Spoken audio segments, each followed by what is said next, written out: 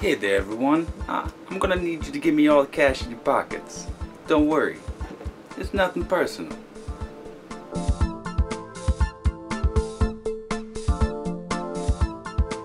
Hey there everyone, welcome back to Gamevine, and my name is Dave, and today we are reviewing Nothing Personal from Starling Games. And of course this is a review copy as a disclaimer, so thank you so much Starling Games. This one I'm super excited about. I'm just gonna go ahead and say it. It's been out long enough and you should know this game is great.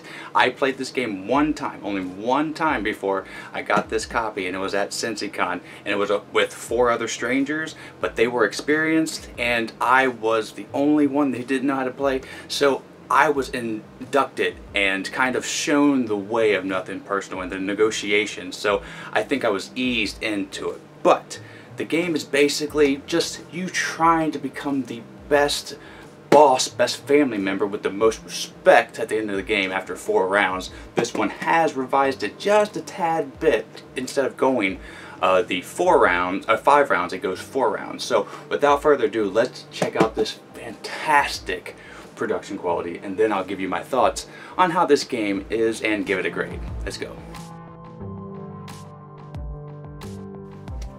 So here's what you get in the box of Nothing Personal. Now this board is pretty big, so I'm going to try to fit it in the next portion of the video. But all of these components are buttery smooth goodness. They are quality products, thick cardboard, and they didn't skimp on any piece. I actually played the first version of this Nothing Personal, and they were thick then, but I actually think they improved on the thickness in this copy. And the ring actually is the same quality, but it's still decent quality, and it's just a ring. Now the dice are nice and they have good weight to them. The cards are don't have a linen finish, but they're thick. It's really thick cards, and decent art on the actual gangster cards. These are 2 of my favorite ones here, Tom Vassal and the Old Lady, but they have a whole bunch of different kind of types, and they correspond with the color as well. And then you have your little gangster meeples. These will keep track of your points, and again, there's no green piece. But then you have your influence tokens for each color, and the neutral token as well, and some actual turn tokens, and I think that's pretty much it. Yeah, and then you got your blackmail little tokens. So that's what comes in the box, and oh man, I'm impressed already. And I've already played this game, like I said, but now let me introduce you to the slight variants of the revised version. So here's the game set up for 3 players. Now, name of the game is trying to get as much respect as you can over the 4 rounds, and whoever has the most respect at the end is the best in the family. Now, in order to do that, you're going to be negotiating, you're going to be gaining respect, you're going to be paying people to whack people, to pay people to roll dice, and you're going to be breaking ties if you're the capo.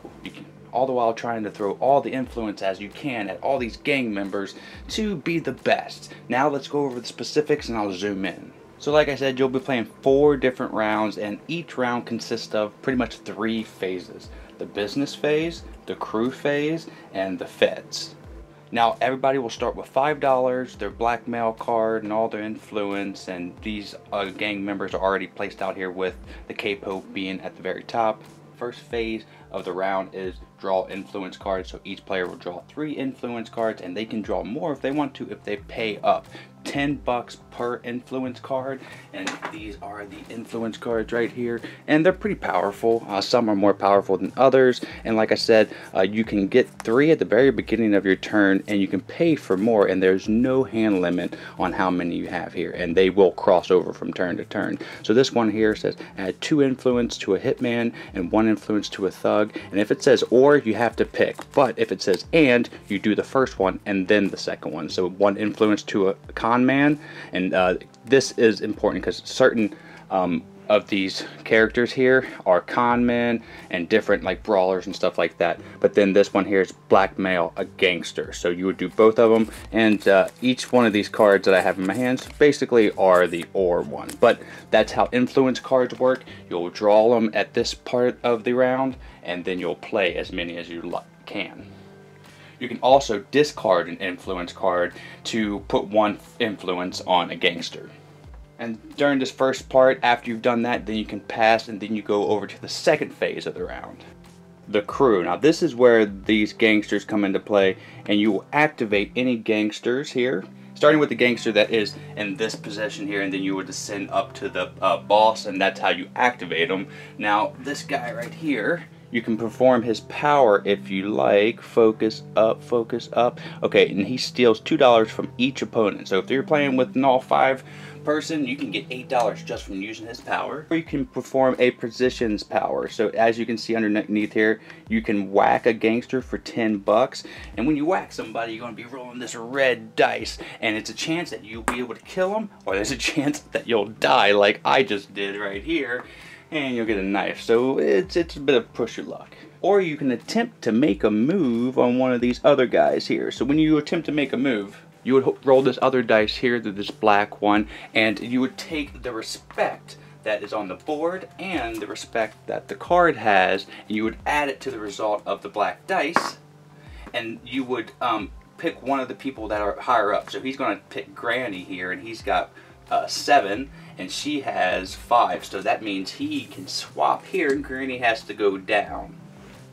And the cool thing about it is, down here on this board you have your respect points that you're keeping track of, and you will get as many points as respect on the card here. But unfortunately, the person that lost will lose the respect that's on the card. So when you make a move, you know you're also pressing your luck. You can pass, and then you go to the scoring part of the crew phase.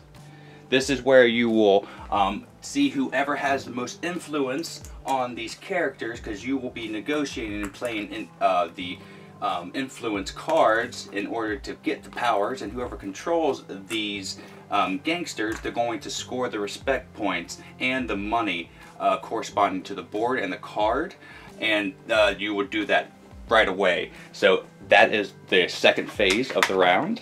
Then you move on to the business phase, which is the third part and the last part of the round.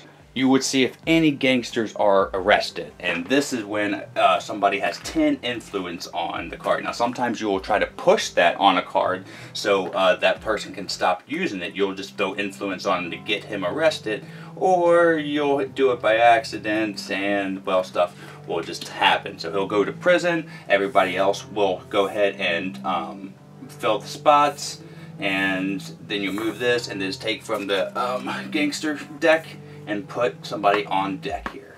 That's how that part works, and then you do the bookkeeping part of the business phase, which is essentially just ticking down this little X here, or adding an X marker to that little board. And then if it's the 4th round, you basically calculate who has the most respect and who is the godfather and the winner of the game.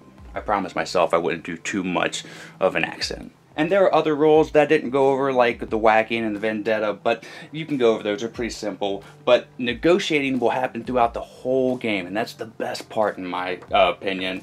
You can't negotiate influence cards, tokens, or any respect points, but everything else is fair game in real life and out real life. If you want to give somebody some Mountain Dew or something and promise them some like respect, or move a gangster up or down, well, you can do that, and you don't have to keep that promise either. And that is Nothing Personal, the revised edition. And it's a little bit tweaked because it's 4 rounds instead of 5, and a few other things on the powers I think were changed as well. But now let's give this game a score and give you my opinion. Let's go.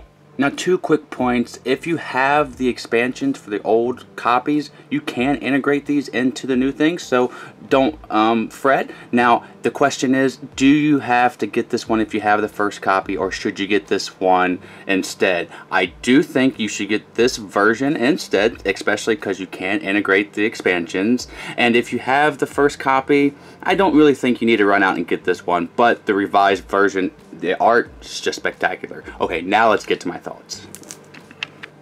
And that is how you play Nothing Personal. Now, this game is getting 85 from me straight up. This is a great solid game, and it's a great party game. Now, unfortunately, in the times that we are in, I'm not going to be able to play this one as often, but once everything has straightened up in the world, this is going to be flying off my shelf. Because yes, I played this one other time at a convention, and like I said, it was with some pros. So they showed me how the negotiation works, so I wouldn't know how this game would work with all newbies, because I played it another few times with my partner, partner, and I kind of induced the negotiation, kind of pushed it, so it helped her kind of catch on. So I don't know how this would be for like a first timer, like all around the table, but from the get-go, having the negotiation in the game is just my favorite. It kind of feels like Sheriff Nottingham negotiation a bit, but more open-ended.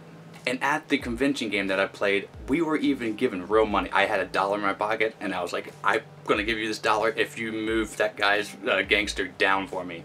Now, I even had little Debbies, and I gave out a few of those. So, and it's just so open-ended and so fun, and just going back and forth, and the gameplay is seamless. The pacing of it is perfect, and I always thought, like the one time that I played, it felt long at 5, and playing it with my partner 4 rounds, it's perfect. It's a sweet spot. So even with, I think, 5 players, it would still feel like the sweet spot with me. So the tweaks that they made to this revised version, and the production up it, and the art, because the art is much better in my opinion, I think, is making this game just a bit better. So the old copy, I would say, gets an 83. This new copy gets the 85% for me. So I absolutely recommend this one for people who like negotiation games. It's just fun, silly, all-out kind of party-ish games where you're not taking yourself too seriously, and games that have simple powers that are easy to understand. So if you like this review and you want to buy this game, there's going to be a link down below where you can do so. And if you like it, click a like, and then if you haven't already, click subscribe. And if you don't like the video, click down and tell me down in the comments below why you don't like it, so I can improve in the future. But thank you so much, Starling Games. You are just one of my favorites, and you always produce some of the best games. And I can't wait to do the next review on your next game. Pretty sure it's going to be Archmage. But thank you, Vine Nation, for being here on the review today. You could have been anywhere, but you're here. And until the next time that I see you, have a great rest of your day and a great time with all you play. I hope the review was informational. Bye, guys.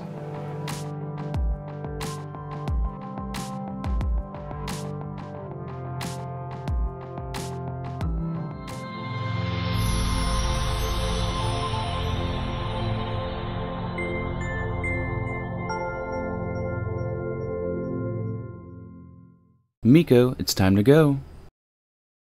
Good girl, Miko.